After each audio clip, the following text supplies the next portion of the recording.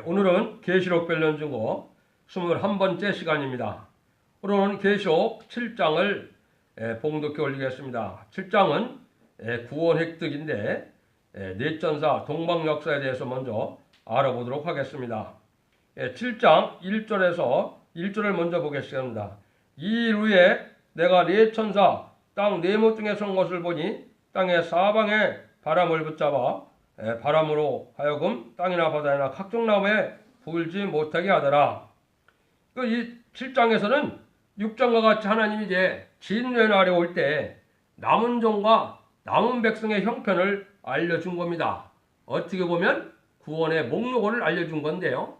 이제 인간 종말에 대해서 심판이 올 때는 두 가지 종류의 구원받는 무리가 올 것을 이 계시록 7장에서 알려주는 겁니다. 첫 번째는 임마진 14만 4천 명의 변화성도 무리와 7장 9절에 보면 환란에서 구원받는 능히 셀 수 없는 큰 흰 옷 입은 무리가 있는데 이렇게 두 가지 방법으로 구원을 받게 될 것을 얘기하는데 구체적으로 어떤 방법으로 어떻게 구원을 받느냐 그거를 알려주는 것이 되겠습니다.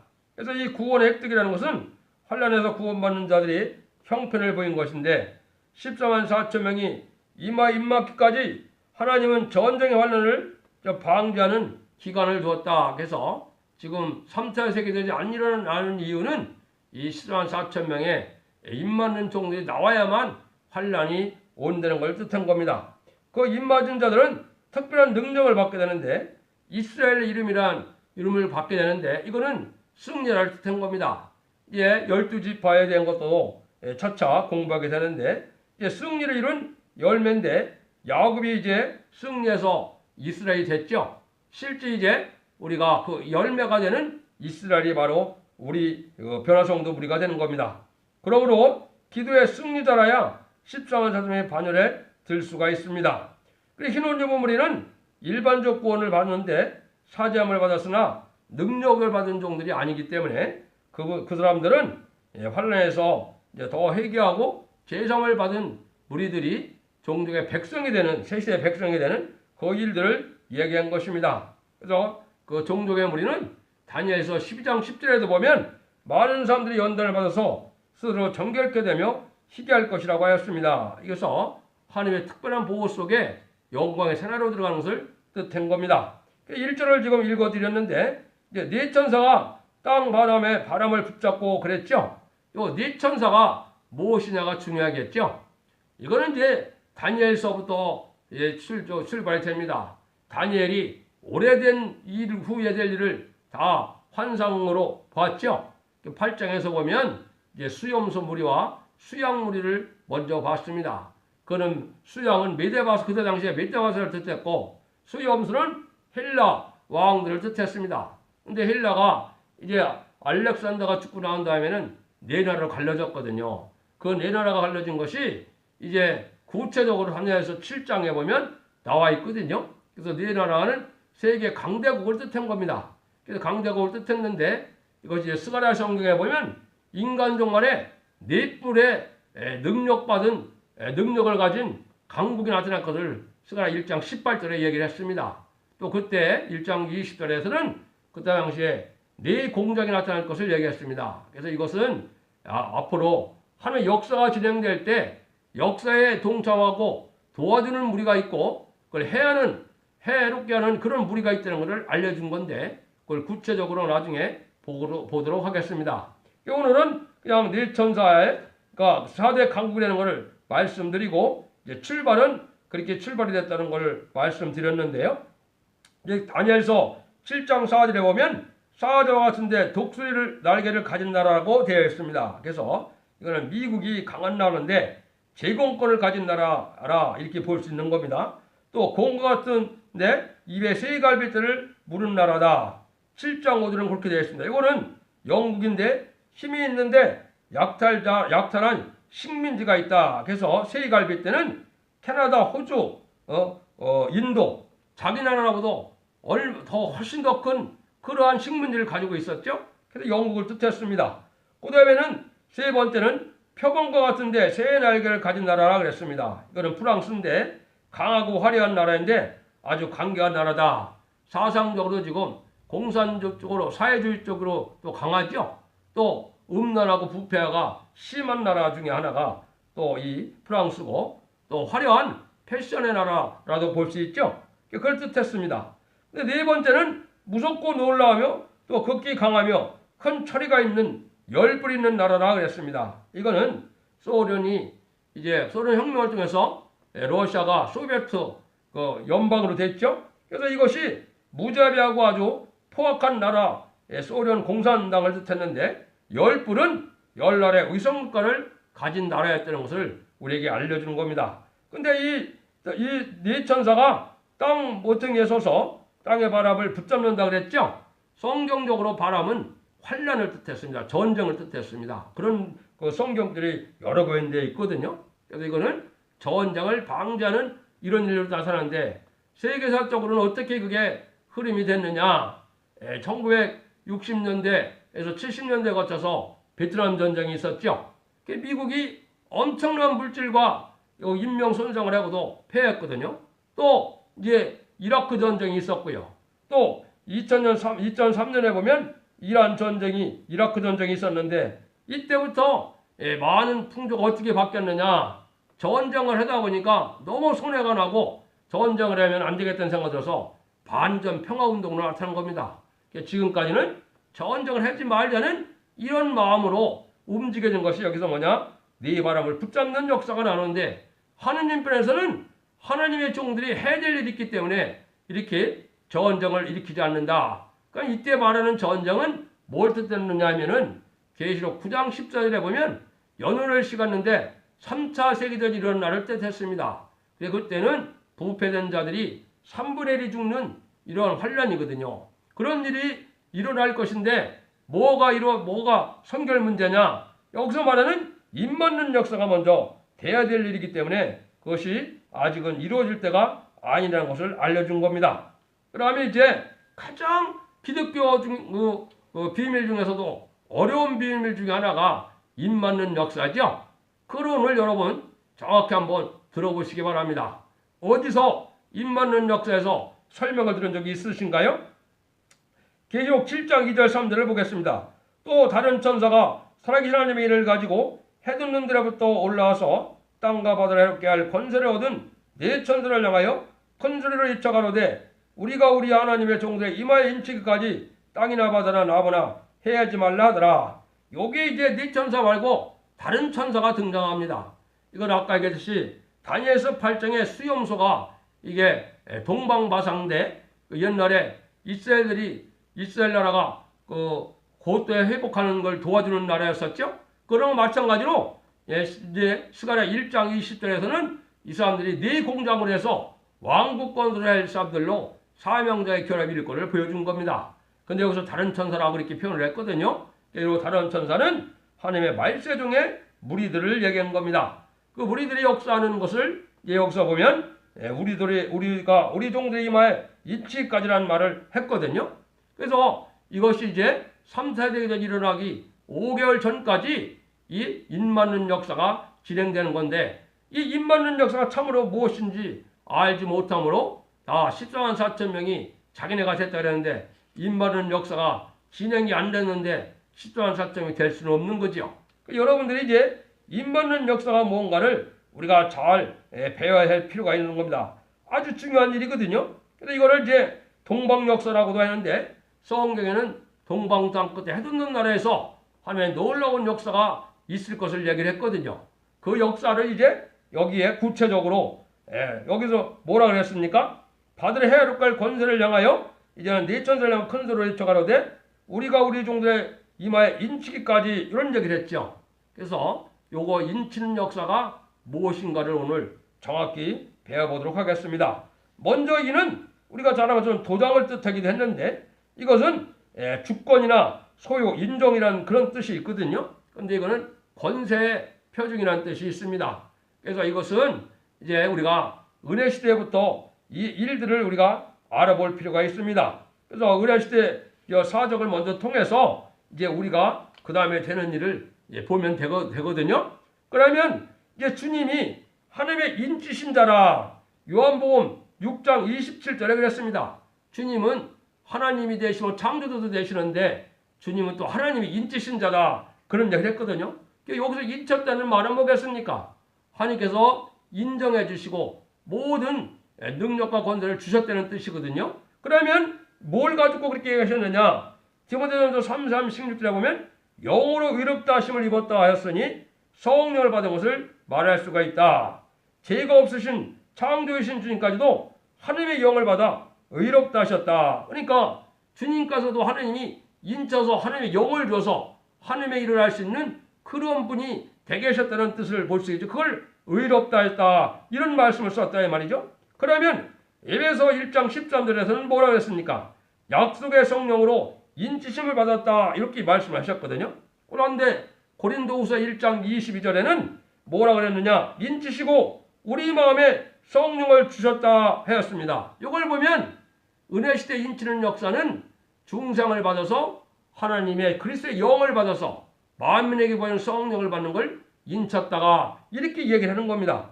그런데 베드로전서 1장 23절에는 썩지 않아 씨로 의롭다 하셨다 했거든요.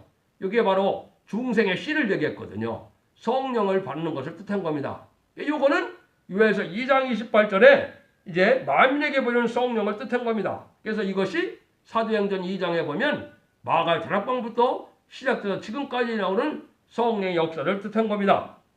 그래서 이거를 이제 구태여 성경적으로 구분해 보면 사도행전 16장 7절에는 예수의 영이라고 하였습니다. 그 다음에 로마서 8장 9절과 베드로전서 1장 11절에서는 그리스도의 영이라고 그랬어요. 그러니까 주님의 성령, 이른비 성령, 이렇게 만민에게 보는 성령 이렇게 말씀을 했습니다.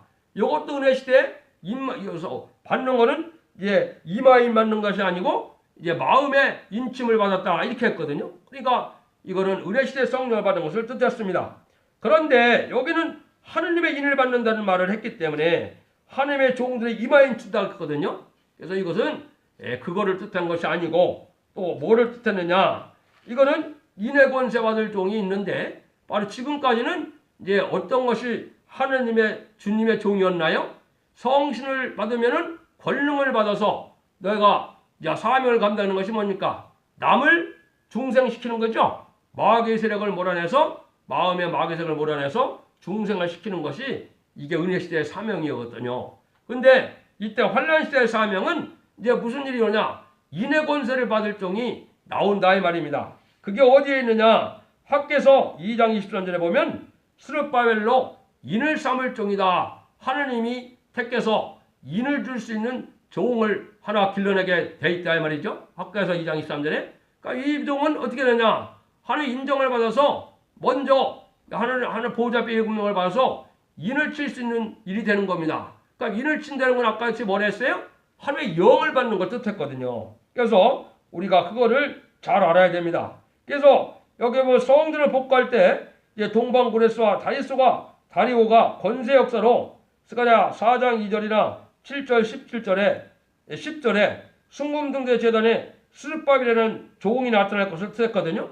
스룹바벨이 앞으로 뭐 할 일을 얘기했느냐? 다림줄을 줘서 세상을 측량하는 일을 할 것을 얘기한 겁니다. 그래서 다림줄의 말씀으로 이제 청량을 해서 그 종에게 합당할 때 인을 칠 수 있는 권세를 줬다. 그게 스룹바벨로 인을 삼을 종이다. 그렇게 이야기를 한 겁니다.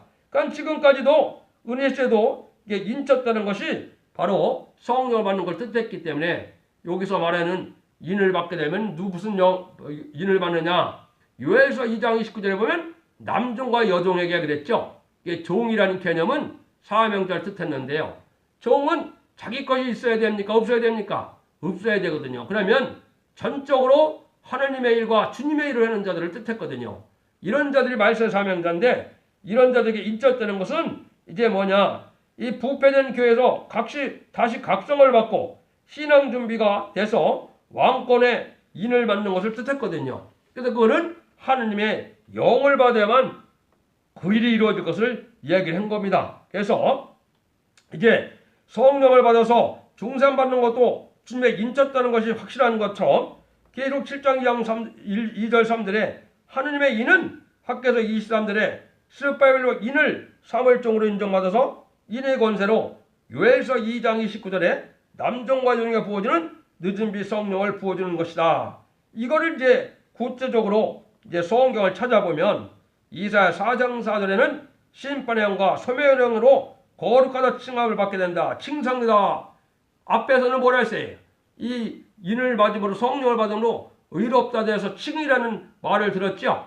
의롭다는 말을 했었다 그랬죠. 여기는 칭성이에요. 그럼 영육간에 다 거룩해지는 역사가 오는 거기 때문에 여기는 칭성이다 이 말입니다. 그러니까 그런 일을 받게 될 것을 얘기했고요. 또 계시록 4장 5절에는 보호자 앞에 7영으로 얘기를 했었다. 그래서 보호자 앞에 7명의 역사를 받아야만 7명을 받아야만 왜? 말세 중에 권세를 받은 종들이 될 수가 있거든요. 그래서 그걸 여기서 뜻하는 것을 얘기했다 이 말이거든요. 근데 이거를 이제 이사야 11장 2절 3절에는 7명에 대해서 구체적으로 얘기를 했거든요. 지혜, 총명, 모략, 재능, 지식, 경애, 판단의 신이다. 이렇게 얘기를 했거든요. 그런데 이거를 이제 구체적으로 신약 성경에 보면 로마서 8장 9절과 14절, 또 고린도서 2장 11절, 7장 40절, 12장 3절, 고린도서 3장 3절에 보면 하나님의 영이라는 말을 이게 분명히 쓰셨단 말이죠. 그리스도의 영으로 쓴 데가 있고 하나님의 영으로 말씀한 데가 있어요. 하나님의 영은 하나님의 영을 받으면 하나님의 대행자가 되는 거고 하나님의 소유가 되니까 하나님의 인을 받는 것을 여기서 영을 받는 것을 뜻했다 이 말입니다. 그래서 여기에 또 마태복음 13장 31절이나 17장 20절, 또 마가복음 4장 31절, 누가복음 13장 19절에는 새가 깃들이는 나무를 된다. 이거는 겨자씨를 비유했거든요. 아까는 중생의 썩잖아 씨라고 그랬죠. 근데 이건 겨자씨라고 그랬어요. 근데 새가 깃들이는 나무를 누가 해석을 해줬느냐? 다니엘서 4장에 보면 그걸 누구라고 그랬어요? 큰 나무를 봤는데 새가 아주 나무가 큰데 새가 깃들이는 건데 그 나무가 누구라고 그랬습니까? 느부갓네살 왕을 뜻했죠. 그래서 이거는 왕권 받을 성령의 씨를 겨자씨라고 비유한 겁니다. 그래서 하느님 보호자 앞에 7명의 한 분자를 받는 거, 이걸 겨자씨라고 얘기한 겁니다. 그걸 받는 역사를 이제 우리가 인치는 역사다 그렇게 얘기한 겁니다. 그래서 다니엘서 4장 10절과 이제 4장 20절에 보면 이제 그런 해석이 나와 있습니다. 그래서 하나님께 인정받아서 재림이들을 영접할 것인데 이거는 다시 스가랴 4장 12절에 보면 감람나무 금기름이라고 그랬거든요. 이게 일반 영을 얘기한 것이 아니고 말세에 왕권 받을 성령을 뜻했거든요. 그래서 이것이 이제 미국의 목사님들도 환상시로 본 것처럼 한국에서 이런 일이 이제 진행이 되므로 본격적인 동방 역사가 임맞는 역사가 있을 걸 얘기한 겁니다. 그래서 그분들이 볼 때도 한국의 서울에 그것이 부어진다 그랬죠. 그게 영적 원리로 맞는 겁니다. 그래서 그것이 준비되는 때가 된 거고 이제 하박국 3장 13절에도 보면 심판할 때 기름 부은 자를 구원하러 오신다 그랬거든요. 이게 바로 왕권 받을 상급 받을 자들을 뜻한 겁니다. 그것이 14만 4천 명을 뜻했거든요. 이거는 어떤 자들이 받느냐? 에스겔서 9장에는 예루살렘 성읍에서 행하는 모든 가증한 일을 단식하며 우는 자 이마에 표를 하라 그랬어요.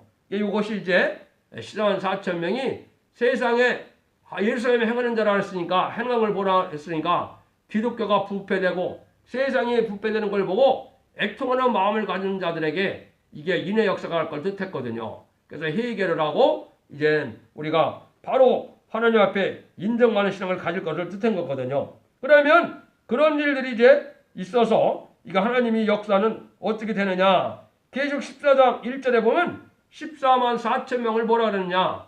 어린 양의 이름과 아버지의 이름이 있다 이랬습니다. 그래서 이는 소유를 뜻했기 때문에 어린 양의 이름은 아까 예수의 영을 받은 자들을 뜻했고 또 이제 하나님의 이름은 하나님의 영을 받은 자를 뜻했거든요. 그래서 성삼위 하나님의 소유가 될 만한 이러한 종들을 뜻했거든요. 이런 종들이 이제 주님의 권세를 받아서 철장 권세로 증인 권세로 세상을 심판하는 사명자를 쓰임을 받는 겁니다. 그래서 철장 권세는 진노의 심판주 예수님의 대행자가 된 거고 이제는 여기 이사야 59장 16절에는 뭐라 그랬냐? 하나님의 대행자인 중재자를 표현을 했거든요. 이건 진노 심판에 하나님의 대행자가 돼서 이제 말세 역사를 하는 것이 계시록 11장 3절에 증인 권세, 자유로운 것을 받는 역사입니다. 이게 14한 4.5를 통해서 백마탄 군대가 돼서 세상을 심판하는 권세를 갖고 이제 말일의 동방 역사를 하게 될 걸 얘기한 겁니다. 근데 이제 우리가 중요할 것은 이게 종마다 직접 칠 수 있는 것이 아니고 아까 말하는 것처럼 인해 권세를 받은 종에게 정권을 바꿔서 한 단체를 이루는 감남나무 단체라거든요. 이거는 군대와 같은 조직을 이룬다 이 말이거든요. 그래서 우리가 이게 영계 비밀인데 이걸 잘 부인하고 받아들이지 않다 보니까 지금 여러 가지 잘못된 단체가 많이 나오는 겁니다. 그래서 이런 일이 있으면 세상은 이제 그리스도가 나라가 된다. 계록 11장 15절에 그렇게 했거든요. 그래서 이거는 마리의 동방 역사, 다림줄의 심판주의 역사를 뜻한 겁니다. 이렇게 돼야 입 맞는 역사가 돼서 변화성도가 될 자격을 받게 되는 거거든요. 이런 일들을 이제 우리가 잘 알아야만 되는데 이것이 어디서 이루어지느냐? 해둔 나라이기 때문에 한국이 마지막 선지국가인 한국에서부터 시작된 것을 얘기한 겁니다. 그래서 우리가 그런 일을 사명을 감당해야 하고 그런 일이 이루어질 때가 왔기 때문에 우리나라도 환란이 임박한 겁니다. 환란이 와보면 인치는 종이 누군지 권세역사가 나타나는 종이 누군지 실수한 4.0의 백마탄 군대를 이룰 종이 누군지를 알게 되는 역사가 있습니다. 그럼 이제 그렇게 해서 입맞는 역사를 배워보시고 이제는 여기 내천사를 향해서는 아까 뭐라 했어요? 해야 할 권세가 있다 그런 얘기했죠? 이거 왜 보면 해동부터 올라와서 해롭게 할 권세를 얻은 내천사를 향하다 그랬죠? 해롭게 할 내천사의 의미는 어떤 뜻이 있느냐? 하나님의 섭리가 이루어지기 위해서는 이게 과학이 아주 크게 발전하는 것도 뜻했다 이 말입니다. 이것은 하나님의 역사의 도구다 이 말이죠. 내천사의 특징은 뭐가 있겠습니까? 내천사 나라에는 핵무기가 많습니다. 그래서 과학 발전이 있어서 세계적인 활동도 할 수 있고 또 과학 발전이 있어서 세계적으로 인류를 절멸시키는 그런 도구도 갖게 되고 또 세계적으로 과학이 발전해서 또 이렇게 순식간에 말세 복음에 다시 예언의 말씀을 전할 수 있는 그런 일들이 이루어졌거든요. 인터넷과 유튜브나 이런 걸 통해서요. 그래서 내천사가 해야 할 권세도 있고 과학을 발전시켜서 하나님의 섭리를 이룰 수 있는 그런 준비가 된 강대국을 뜻했다. 이렇게 볼 수가 있거든요. 두 번째는 무슨 뜻이 있느냐? 정한 때가 올 때까지 하나님은 그 권리를 쓰지 못하게 하는 것은 하나님의 종들의 하실 일을 다 해야 할 권세를 허락하는 것은 종들에게 큰 역사를 해서 해야 할 권세를 가진 자를 지배하도록 하는 것이 하나님의 강권 역사를 당신의 종들을 통하여 일으키게 하는 목적이다. 그래서 해야 할 권세를 지금 잠시 잠깐 하나님이 머물러 두게 하고 있다. 그래서 이거는 정한 때가 돼야 해야 할 권세를 가진 자들이 3차 세계를 일으켜서 이 세상에 환란의 심판이 올 것을 보여준 겁니다. 그래서 세 번째는 해야 할 권세는 저주받은 만물을 다 없애게 하는 방법이니까 저주받은 만물은 이제 뭡니까? 인간이 타락했으므로 인간 때문에 모든 만물이 저주를 받았죠. 그래서 인간을 해롭게 하는 짐승도 있고 새도 있고 물고기도 있고 그렇죠. 그런 부패된 것들이 다 없앨 그런 무기가 가진 나라를 뜻했다 이 말이거든요. 그것이 핵무기가 준비됐다 이 말입니다. 그래서 아마겟돈 때는 핵무기의 세상을 불태우는 세상이 되는 겁니다. 그래서 그것이 다시 회복돼서 천년왕국이 와서 이제 에덴동이 회복돼서 이제 예수님이 만왕에 올라와서 평화로운 나라가 회복되는 것이 하나님의 동방 역사에 이게 이제 마지막 일이고 그 일이 천지의 창조를 창조한 목적을 달성하는 일이 되는 겁니다. 그거를 이제 동방 역사라 그러는 겁니다. 오늘 여기까지만 말씀을 드리고 이제 최애시록 7장을 몇 시간에 걸쳐서 배워보시면 동방 역사가 뭔지를 확실히 알게 됩니다. 감사합니다.